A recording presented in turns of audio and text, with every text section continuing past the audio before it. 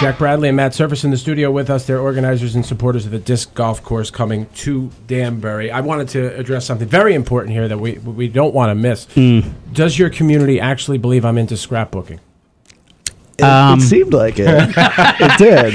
Yeah, it seemed like where it. Where is it? My bio? Yeah, I get my information from the internet. Sure. And there's a lot on there. I think it might have been. That's dangerous. I think it might have been tongue in cheek. Yeah. in your bio. Yes. You might want to update that. It's been changed several times, and it never has anything accurate about myself. Yeah, I think that's best. In your case, so many people hate you. That's true. This is true. So I do want to say to you what I just said off the air, which is nobody got a chance to hear. I feel bad. I do feel bad now because I came in with my insults at the last second. And I don't feel bad for my humor. It is what it is. I take shots at people all the time. We take shots at each other. I feel bad that you guys have done all this work. And then I came in at the last second with my jokes. I didn't realize all the work that went into it.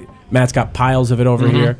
You guys are both thoughtful and respectful. So let me just express that I feel bad that after all your work, I came in at the last second and picked on you. First of all, you're forgiven. I think you've presented us an opportunity. And I think that you can pass back by being an advocate, which I hope we've turned you into, because I think a disc golf course in Farrington Woods is good for Danbury. Sure. I'm a Frolf enthusiast now. Yeah. I can't stop. Problem right there. That's a problem.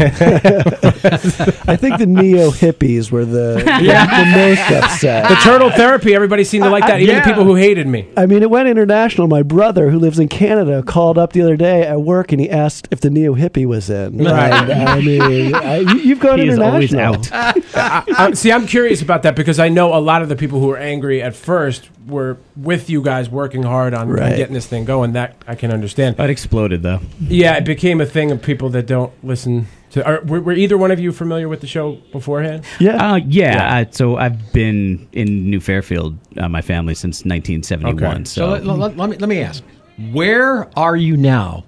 Where am I now? Course? Okay, so on this course. Almost nowhere. I think what we've gotten out of this latest exchange is we're going to take a much more direct route, and we're going to try and work much more closely with the mayor, who is the decision maker. He's essentially going to decide whether or not this course goes in, and we're going to work more closely with Parks and Rec specifically. Because they're it's a park, it's their department, and so that's where we are. But I don't think we're we have a any couple more closer boxes until to we check. have better communication, until there's some better understanding about what this course is, which is essentially it is a gift to the city of Danbury for their use. We're disc golfers. Is it for us? Sure, it's for us. We want a close disc golf course. Danbury's a little bit of a crater when it comes to disc golf. If you paint the disc golf courses in a map, Danbury's in the middle of the crater. But it's for everybody. It's for kids. Weren't you telling me that there are approximately, you weren't sure, talking about 9,000 courses? There's 9,000 courses. We think the PDGA can no longer keep track of it. There's an amazing stat that, in fact, when we made our first proposal to the city, it was 7,000. 2,000 courses have gone in the ground So a lot of during courses. this process. Yeah, Southbury so it typically doesn't take this long. Danbury, we're trying to get it to you as quickly as we can, and I think we're going to expedite it. I think we're on the right track. I want to make sure I get this out there. If people want to support you, either make a donation or just support you. Period. It's westchesterdiscgolf.com. And then you have a Facebook page, which is Danbury Disc Golf, right? Yep, Danbury Disc Golf. Also, Westchester Disc Golf on Facebook. Okay.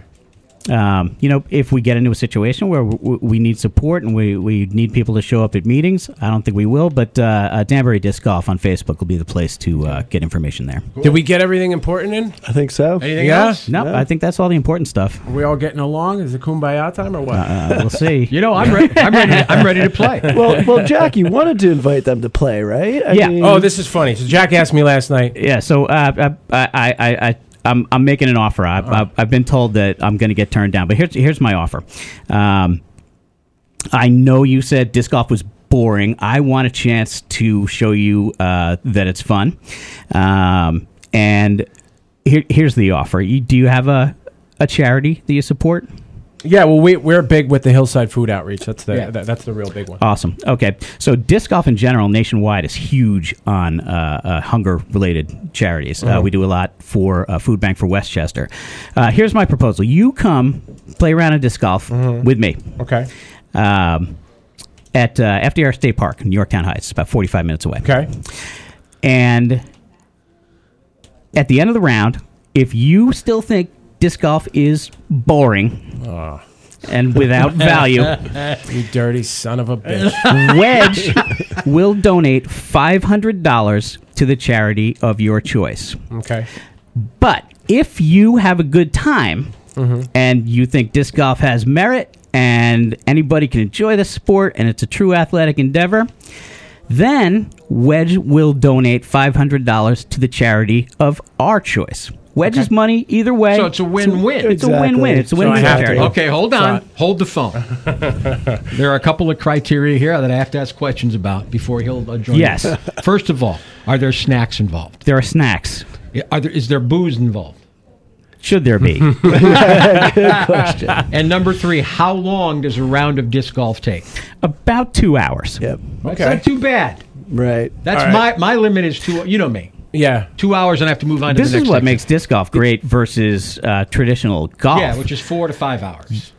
Yeah, it's a day. Yeah. It's also free compared And to it's free. regular golf. Yeah, and the cost of entry is really so. I will provide you with discs, all the equipment that you need, Right. some little bit of training up front, so you don't look like a jackass, and yeah, I'm in. all right, fantastic. We're shaking on it, and that's a deal. See, he threw the charity thing, and I know, have you to gotta- go now. Yep. You Gotta go. All right, guys. We appreciate your time. Man, thanks Well, for coming thank in. you. Thank you This very was much. great. Really. So wish you all the best of luck, and just keep us posted on how it goes. All right. we will. Thank you, Absolutely, guys. thank you. Do we need to say something to the mayor on Thursday when we talk to him? Oh, wait. Well, let's make clear we have no influence over the mayor. This has gone on way too long. People think that That's I true. can influence him. None. We have none. Zero influence.